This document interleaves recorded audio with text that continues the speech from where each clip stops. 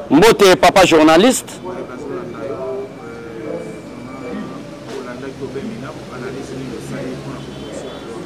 Ndeko nanga journaliste, c'est déplorable, c'est regrettable. Vraiment la position ya Obeminaku na makambo azali koloba pona loi o balingi ba proposer na niveau ya Assemblée nationale. Tango tozako yebisa peuple que la constitution botere ya constitution wana. Ba komi ko telema pourquoi? Pour être balingi ba mema ba loi ya sika. Oyo ba magistrat ba banda kozala nommé au niveau du parlement. Alors c'est regrettable comment na mutuloko la professeur ya droit constitutionnel. Docteur en droit, le kola Obeminaku, ako le bamakamwana, on est vraiment désolé. Mais na koyebi sa peuple na biso balanda biso, ça ne passera pas. Parce que makambo Obeminaku azoluka. Et qu'on l'écate, pe eko simbate. Et qu'on l'écate pourquoi? Toujours bate eko l'écate, eko simbate pourquoi? Car to le babongo, mais toujours le babongo papa journaliste, poète. Souka ya loi na poe kota en vigueur, et c'est le président de la République à prendre en acte. Faites-nous confiance, ça ne passera pas. Quel est le problème avec Bata FCC, papa journaliste? Bata FCC, c'est le champ de bataille à président Félix Tshisekedi. Et la justice congolaise. Et commettre des crimes économiques, des crimes financiers, des crimes contre l'humanité. Et Félix Tshisekedi a la justice na dépendance na été.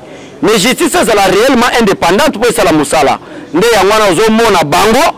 Balingi baboto la justice et comme la dépendance du ministère. Or que l'article 151 de la Constitution et pekisi gouvernement au Parlement ba besa ba injonction na kati ya appareil judiciaire. Ndena wato dit que ils ont faux débat et que les kate et que simbate papa journaliste. Des avantages nango bazo lukaba de citer président de la République. Ozomona comment? Parce que article 165 et lui que seule infraction c'est la haute trahison où le procureur de la Cour constitutionnelle peut interpeller le président de la République. Parce que l'article 165 lui dit que c'est la seule infraction où la Constitution interprète la violation intentionnellement de la Constitution où comme le président de la République va devant les juges. À l'exemple illustratif, l'article 85 au président de la République a décrété qui état d'urgence. Bango balobaki que le président a violé la Constitution. Avec quelle intention? Va convoquer concret. Quand le congrès va aller kota, va repasser sa pouvoir la justice pour être poursuivre le président de la République qui a violé intentionnellement la Constitution, va décider pour Jean-Marc Kabunda Rabound, pour Alexis Tambwe Mwamba, à ça la intérim. Ndé yango zomona moko ya ba cause au va décider Jean-Marc Kabunda Rabound pour Jean-Marc Kabunda Rabound a dévoilé déjà ba secret na bango papa journaliste.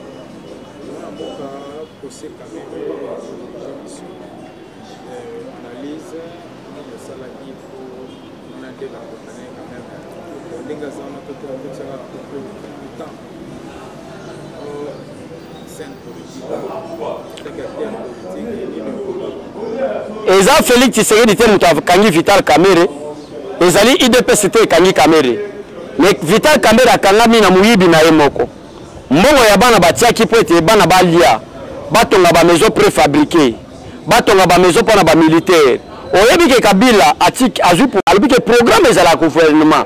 Mais moi en tant que président de la République, qu'est-ce que je peux faire pour le peuple congolais? Ndé yangwana papa journaliste ba bengi yango programme d'urgence pour le peuple congolais. Vital Kamerhe a commis ce programme d'urgence UNICEF. UNICEF est les enfants d'abord.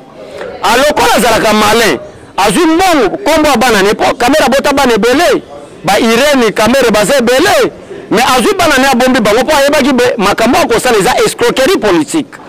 A commis ce programme d'urgence UNICEF, les Soraya d'abord, les Daïd Ampiana d'abord, les Massaro d'abord, les Justin Kamerhe d'abord. Yawa ba ko benga ngo mikolo UNICEF politique. Maintenant, qu'est-ce que la justice doit faire?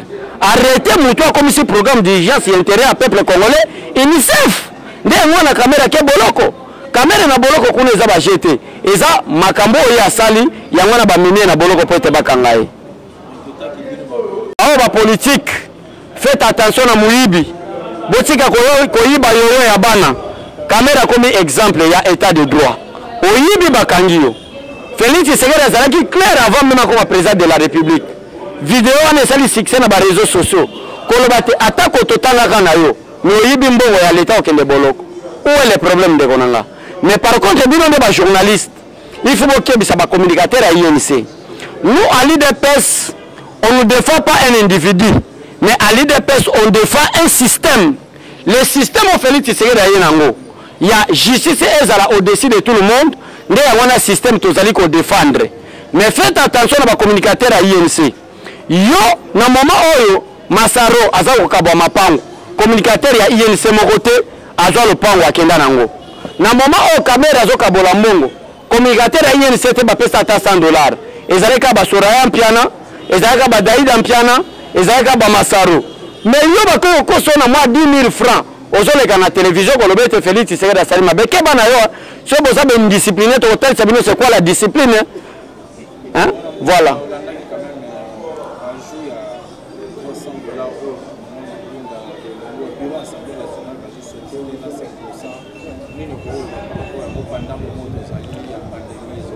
Makambo nini?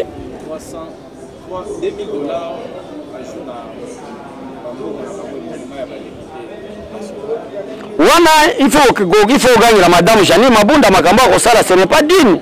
Na niveau na ye babengi député, babengi présidente de l'Assemblée nationale madame Janine Mabunda. Comment est-ce que ba militaire bazo futa bango mabe? Comment est-ce que ba fonctionnaire ba futa bango mabe? Mais bien ba futa malamu $5 000. Au lieu de $5 000 et les Québécois qui s'attendent à $1 500, le reste ça va fonctionner pour les militaires. Mais c'est les journalistes, qu'est-ce qu'on doit faire?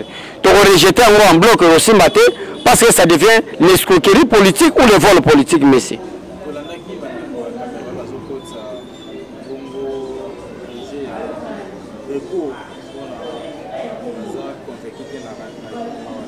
Nana opesa bande ko ya vita il faut botala nanu ba fait oyo caméra asali po ba pesi forcé mais tango boko kende kuna na cour bozangi ba preuve ya kopesa kuna na recours obingo boko sala ozomona teke bo risque bo condamner caméra à mort.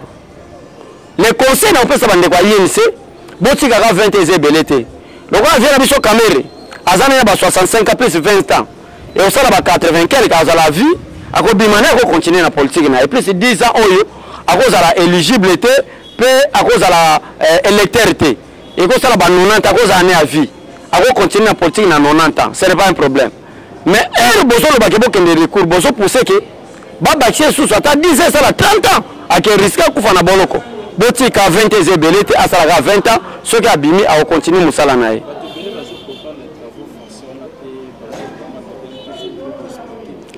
Mais travaux procès zaka ndenge français soki ndwana misala ko banda osala na volonté na yote justice nda imposer yo. So to na misala par exemple na tsangu kuna faut me mata 10 000 briques par jour. To ko soka caméra ba travaux forcés. Et ça punition l'état PCT papa. Façon ko humilier un homme politique et ça soki a yibité. Mais le ko la yibi yemo ko liku humiliation na ye. Coach na coach na. Donc a coach ba to no muyibi. Hein papa journaliste. Pour coach il faut coacher bateau au tiabi au marqué au salamaka mamalam et le comme coacher bateau na muyibi c'est vous faut coach il y a un balubi qui travaux forcés pour faire sa leçon na ba politicien muyibi mususu Jeannette Kabila Rwanda kwa kokona faut occuper vie sociale et militaire na ba policier te Jeannette Kabila bolande te po seulement passe ba botama na monde ezaka bango mibale mususu na manona mususu na fizi wana to kolobate mais le problème est que Baouti ko diriger mboka pendant 18 ans. Baza ufuta militaire combien? Jeannette Kabila tika escroquerie ko. Peuple nous sabi ndenge ni Jeannette Kabila yena mboka on le 17 mai 1997. Azaki atana $1000 na banque te. Mais azumbongo wana wapi mba militaire wakuta na fonction ba komi na mboka azana ngote. Atika escroquerie atika okosa peuple congolais peuple a commis des jeux veillés ayebi intention na bango ezani papa journaliste.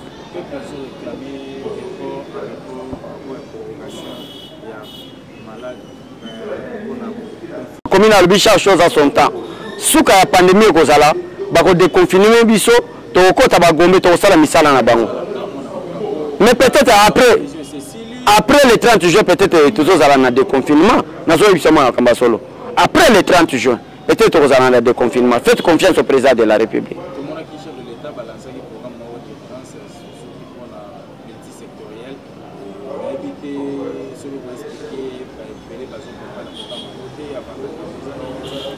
Oh, il y a marché de la liberté.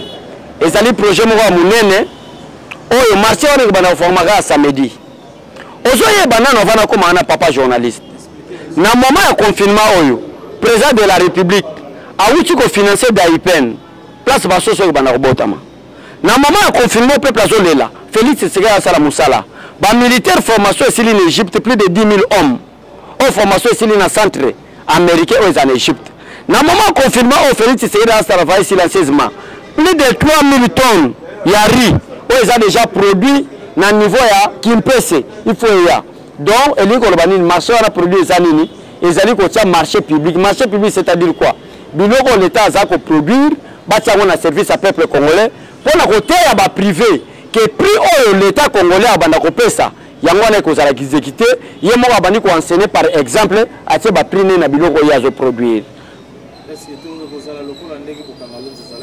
te bukangolozo ezaki régé par des voleurs. Le programme est régi par bateau Bazini, Mboke Kende Liboso. Il y a une grande différence dans la Katiwana de Konanga.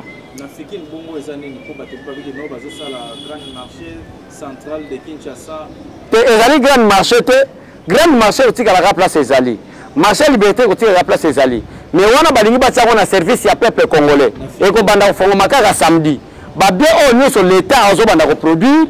Place à déposer en eau et au banda kozala na wapi na nzela fikini pour chaque samedi pour Félix Tshisekedi aligner même peuple congolais na dimension oyo que kosomba biloko ya provision ko tia pendant une semaine après une semaine ta to komba samedi boké sur na marché na fikini pour te boba tsa biloko na bino n'a rien à voir avec grand marché ville lokola qui cherche grand marché ko zana kwa na fikini te pour espace za muké alors les apports kaka momentanément na bien on l'état zo rendre service na peuple nae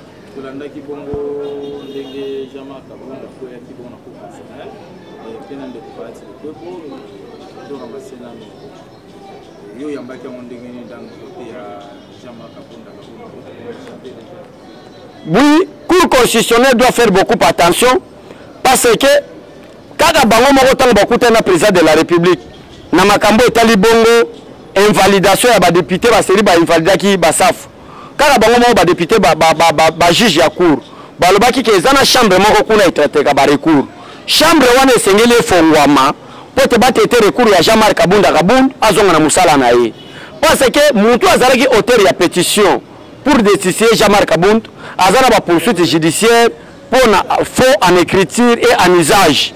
Mais pourquoi cour à cause de la berre wana? Monsieur le président du cour constitutionnel, monsieur le membre et le juge, vous devez apprendre à respecter les principes pour que Jean-Marc Kabunda zona musala na ye. Et là on songa senga bango yangwana. Seul ba respecter bon côté en tout cas comme le peuple congolais à se prendre en charge.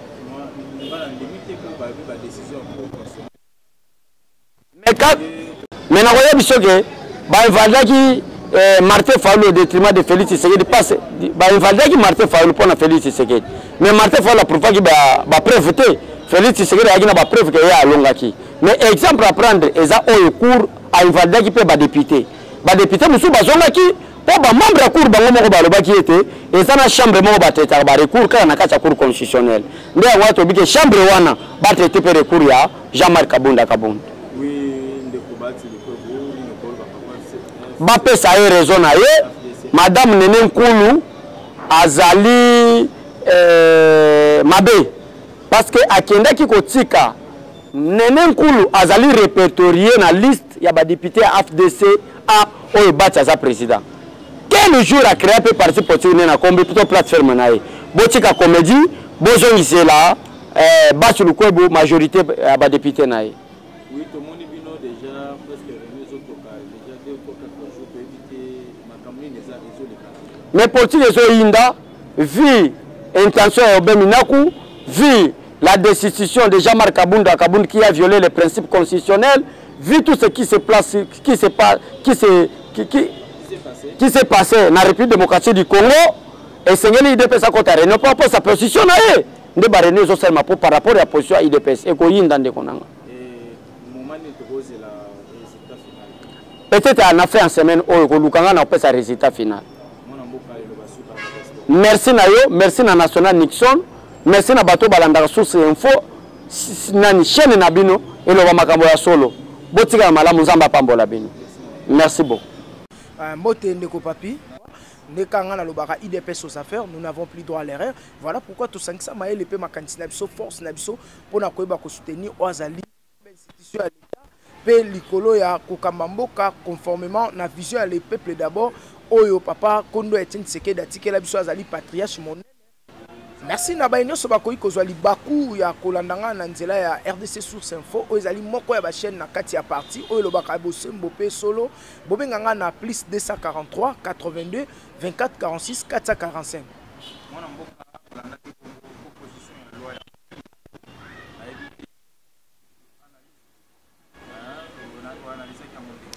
Vraiment, merci de Kopépé, vraiment mon thème et salinga passi, na même na stoma. Pourquoi? Au moins, bande kobe mina ko foba yo kasoni. Parce que bazu 21 ans il y a mauvaise gouvernance, basali et l'autre côté. Pour na ndeko nanga obe mina ko pona loi organique azo proposer parce que c'est une proposition on a bien que relekate ba député ba robo yango parce que ça plan moko machiavélique dans ce sens que balingi bazwa contrôle judiciaire nanzela ya kopesa yango na ozali ministre ya justice.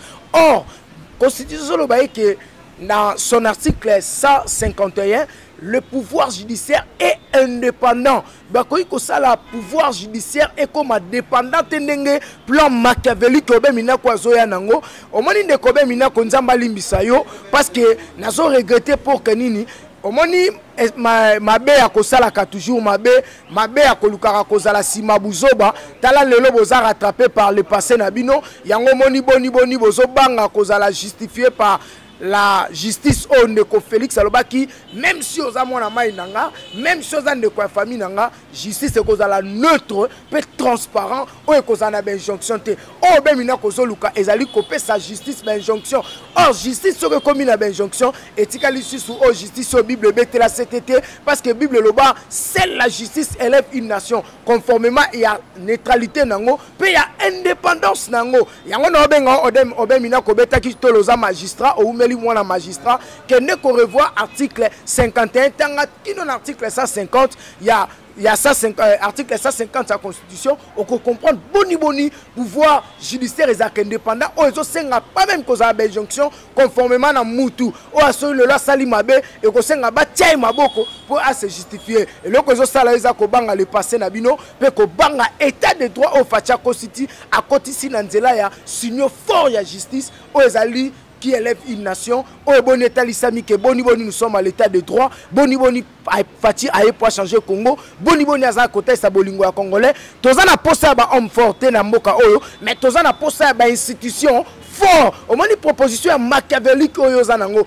proposition diabolique oyo lingo ya nango. Ego le katepe ko simbate, nous on va se mobiliser pour na ko kale bino, pour na ko contre bino, na nzela ya busoba pe ba bavir oyo bino bozo ko luka ko bongisa, pour na ko bundisa mokonza mboka pe ko mema peuple na kao, ni l'essence de fait ba loi pe ba proposition na bino nyonso mabe. Ça eza makasi pourquoi?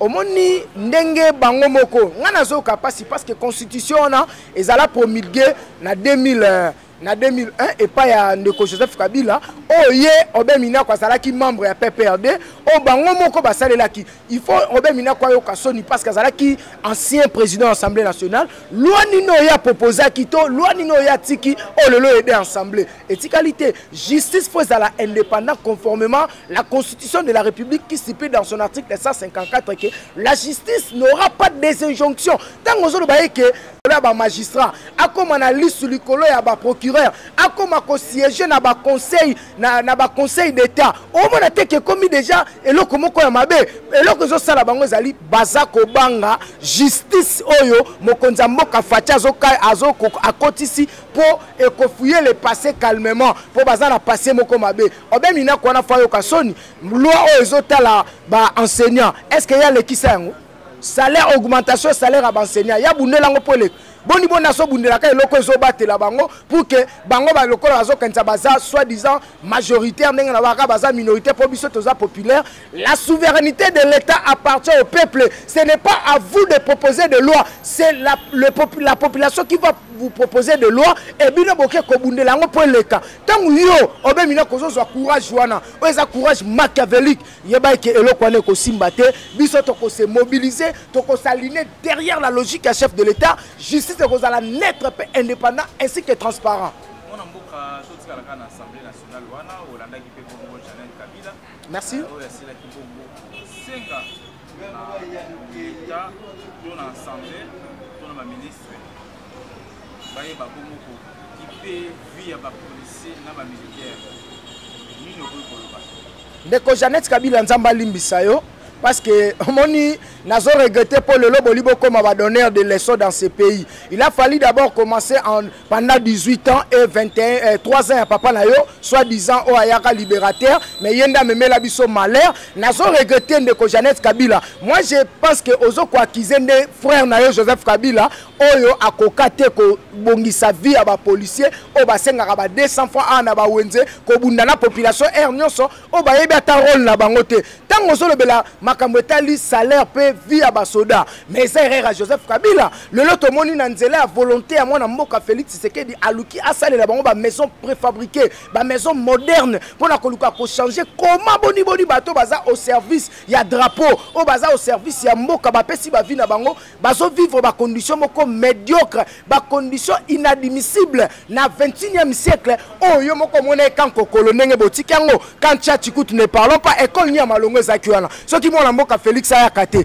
yango tozo ba eke bosa ba donneur de leçons te bo fanda kimia boso babiki na ba fei bo banda kokoma ndenge nini ba dirijaka ndenge nini ba gouvernaka ndenge nini ba pensaka pona amélioration ya vie sociale ya peuple et loko zo sala bino pas ezali le peuple d'abord loko la bino bochaki le ventre d'abord kingakati d'abord Joseph Kabila d'abord yango bo mona eke bozana échec total yango bo fanda vraiment kimia na osenga Jeannette Kabila nazo pesa d'abord félicitations pona courage aujourd'hui depuis na yeba yo député banda 2011 tilelo mbali bosona mona ozwa motion vraiment courage na courage à nos yeux mais ça courage moko mabe pe ya buzoba ba conseiller na ba conseiller mabe au fingi ya na yo indirectement pour vivre ba soda na biso eza caractérisé na une année à fatité eza caractérisé pendant 21 ans kozwa 3 ans à tata na yo na 18 ans frère na yo bango batiki mboka na balabala bango batiki mboka na kao dutango zolobela makambo ba soda il faut oyo kasoni parce que ndeko na yo ane ko futa soda policier moko oya molongo ya C 20 000 francs major azozwa 100 000 francs bongo un colonel azwaka 150 000 francs na mboka nini lelo ba commence moi salaire na bango régulièrement major a commis na 450 000 francs congolais tandis que un colonel a commence 850 000 francs congolais par mois totika mona mboko aza na bolingo o akochange ngo en un clin d'œil bo vanda kimia bosa ba donner de leçons te nzamba limisa yo na obe minako pona plan machiavélique bozolinga bobenga tsunami constitutionnel nazo senga bino bovanda bena kimia dans ce pays nous n'avons pas besoin ya ba hommes forts nous avons besoin des institutions fortes parce que les hommes passent les institutions restent bino lokwa boleki déjà bovanda kimia kumisa nzambo bima député pour na 2023 na mona place ba voter na obe mina côté na 2023 na mona ta place ba postuler pour casser judiciaire na neza na mabe bozana boza ba miyibi boyiba mbongo à l'état dubiso ba ONG ba droit de l'homme tozo bongisa déjà ba pétition tozo bongisa déjà ba dossier autocritique na cour de cassation ba benga o Jeannette Kabila mbongo ya passeport ba nekozwa ozongo na continue mbongo ya ba port ya mwanda yona ndeko nozo Kabila bwana ozongo na continue voilà le corps bolinga justice et à la sous-injonction mabe naebi que justice est net peu transparent parce que ça promesse à mokonza mboka que justice azokotisa et kozala net et kozala corporation politique te kozala benjonction te et kosa musa nango dans son na otali neutralité nango na otali transparence nango pe indépendance nango et le retour pe ça to senga nzamba bomba président Félix na ba idée génial oza nango ba idée innovatrice pour la kotonga Congo oyo parce que nzambe mokalo ataki kati na yeke azana besoin Congo fort uni et prospère yango na senga bino ba ndeko de leçon te et loko nino bino bobo sanaki pendant 21 ans bolibo la biso lelo bobo sanaki ko longola ba mabanga o ba bana banotanga la kana kanchach to bobo sanaki ko peksa ba policier ba senga ba 200 francs na banzela pe na ba coin tala salongo ya kapona kosala musala lelo salongo koma ya ba 200 francs. Jeannette Kabila foyo kasoni e bandi ko banda na frère na yo yango na osenga bino obemina ko nzamba limbisa yo loi oyo so lingoli initié eza pona ko protéger bino e ko lekate po mo konzambo kanda azali magistrat suprême oya ko promulguer yango te po akobwa kango libanda ako continuer kana logique na ya seule la justice élève une nation. Nous avons besoin d'un état de droit. Oh vraiment bel et bien signalé par la justice congolaise. Nzamba pa mola mo konzamboka. Est-ce que discours wana Jeannette Kabila exactement pour diviser l'armée? Non, omoni bino fobo toyeba bango baza olande nini baza ko jouer avec le feu baza ko meka po ba kotisa biso na distraction et loko na yebisa bino Jeannette Kabila biso IDPS to te karaminérete biso IDPS to sala ka cop musute biso IDPS to sala ka politique d'où toza machine compresseur ya politique ya mboka na biso pe toza na crâne auto ko iko cacher likolo na ngote ezali ya les super héros l'expérience du Congo oya bunda oya sacrifier vie na ye pour le loyo vanda na hémicycle à parlement pour le lobby no bomo na parti par multipartisme yango no senga Jeannette Kabila nzamba limbisa yo tozo banga bino te tozo respecter mo konzamboka par rapport ya vision o opta ki to travailler ensemble to moni ke boza benemi ya peuple to moni ke boza bato bolingi mboka évoluer te d'où c'est la justice c'est qu'on se prendre en charge na nzela ya misala na bino kana assemblée nationale Jali Mabunda waza bongo présidence asile ki bongo senga na gouvernement ba batisela bango au moins $2000 na bongo na bango omoni mama Janine Mabunda wana afingisi ba mama pourquoi balobi mama tongaka mboka est-ce que na moment ya Covid-19 na moment ya pandémie otozali oyo économie nyonso ya monde déjà par terre est-ce que ça moment oyo bango ba député ba kosenga ba kse bango bon vraiment c'est inadmissible ezo la kse ke basa pirement vraiment ba ennemi ya peuple basa pirement ba boyi avancement ya mboka oyo et puis le deux nazolo ba Janine Mabunda nzamba limisa yo vous êtes les seuls ba député oyo bazwaka mbongo ebele na Afrique centrale pe na Afrique mobimba même na Rwanda oyo bino bo sekara place bo uta na basokoto mulenda eloko zanga tina na babotso bo ela biso na 1997 bazwaka $2000 par mois par député pe par mois bino bozwaka combien $5000 par mois au moins te ke boza ba inapep ozo senga suba ba tselo $2000 pona nino sengela ba enseignant te pona nino sengela ba infirmier te pona nini bo sengela ta bandeko bazo sacrifier vie na bango na nzela riposte te pona nini bo sengela bato bazana ba chômage ba yere o sengela ta bato on a traité yo proposaka ba lo pour l'intérêt ya famille na yo pour l'intérêt ya famille politique na yo kino tango nini bokolongwa na kiltsa kingakati kino tango nini bino bokolinga kolongwa pona koluka kosala volonté ya peuple ngana yo karapasi parce que yemoko Joseph Kabila avoua bina lobake na reine atikala kozala ta na 15 bo conseiller yango na pesi raison na ndeko nanga ke bana lobaka ke bofuka makana kingakati bozora bambata na moni pena ke fale bozora bambata continuer ko beta bango ndeko Hippolyte Kanambe Joseph Kabila parce que ba oselo musala te ba olukela mutu na yo et pas ya population o ezane soko lukela Joseph Kabila makam na population parce que makambo peuple azala ngo besoin yango te bino bozo proposer makambo Joseph Kabila zo kandidaté yango bino bozo luka na yebi ke bozo sala bongo po bo bimisa mobulu awa mobulu ekozala te po peuple na confiance à ya président Félix peuple azana mai naza sima ya président Félix pona ba idée innovatrice kande nazo beta sete pe na souci azolata pona bolingo ya Congo pe bolingo ya congolais nazo ba ke nyoso bozo sala les ni l'essence de fait et ko simbate to yebi ke avec Dieu nous vaincrons parce que biso to kabamboko na maboko ya Nzambe o yenda yebi kozwa contrôle ya mboka Congo o nyoka mita mulai na nzela Kabila le père na Joseph Kabila Kanambe Hippolyte nde na obeta CTA mona mboka sous la procès caméra Holanda qui dernier jugement nino pour le reste que zala qui te na pesika merci parce que ba polémique nyonso esili omoni to longola polémique na kati ya politique. La politique est qu'on vivre ndenge moko na musique te et qu'on vivre ndenge mona balete ngai nazo benda batumatoi ba oyo bandimete ke caméra ko kangama omoni mamba caméra ne konanga pepe ngasi na lobela ngo tank international trésor mbokila les grands mobilisateurs na loba ke soki ba quitter caméra na longo IDPS oh eza pasi yo ebito nyokwami na sanzete to umeli a lelo toza aux affaires natika pouvoir rendre verdict moko non na lobi na yo ezala na place moko te ndeko eza légitime soki mutaza aza d'accord te na jugement moko boy la loi mboka na biso na nzela la constitution et pesango nzela a saisir ba organe compétent soki bango ba lobi bongo c'est constitutionnel ba kende na cour constitutionnelle na lina isa bango nini soki boke na cour constitutionnelle nga kout nazo regretter po ba condamner sous caméra prison en vie Pourquoi? Bozana ba pièce té, bozana ba preuve tangible té. Kamere a été bel et bien démontré qu'il a détourné l'argent à trésor public. Voilà pourquoi l'État congolais a tué Maboko avant dans la prison. Kamere c'est un Jida, c'est quelqu'un qui livra Félix pour le programme de 100 jours. Et heureusement dit a aimé le Congo, il a envoyé Fachi Beto pour déboulonner le système Kabili et le système Mobutu mis en place pour protéger Joseph Kabila avec ses acolytes. Il y a un que oh non, c'est ali signaux fort. Na lobango que justice oh, et ali signaux fort, il y a état de droit et avenir à état de droit dans la République démocratique du Congo. Na bien que batapoto papa Sylvain Média plus à Rosala d'accord na pas na la kakaike au moni justice oyo et kozala impartial Kamere akobika sa propre charge et Toroku Misanzambe na oyo koleka. Tout le monde a moni que vraiment la Congo c'est l'avenir d'un état de droit. Il y a la justice qui élève une nation. To va dans la biso kimia et ça ba polémique à vita imana. Ceux qui bande quoi renaissance ba polina vita bazoaka raison arbitre zaki contre biso. Ceux qui bande quoi imana ba biso bimoko simbité to lobanini ozaki orge nemo pezaki na Kamere bat bandi mete ke ba okangae lelo bakangi Kamere o azanzeta mobesu yango no ebsaka ba koliti ya Joseph Kabila botala nzeta mobesu ndenge komele boni bino banzeta kokauka obo mesana koyiba mbongo ya leta pe ko tcha loboko na libenga leta kala mingi te to mona susu un deuxième oyibe en cravate o barobimisa na justice congolaise to ko saluer en par des acclamations.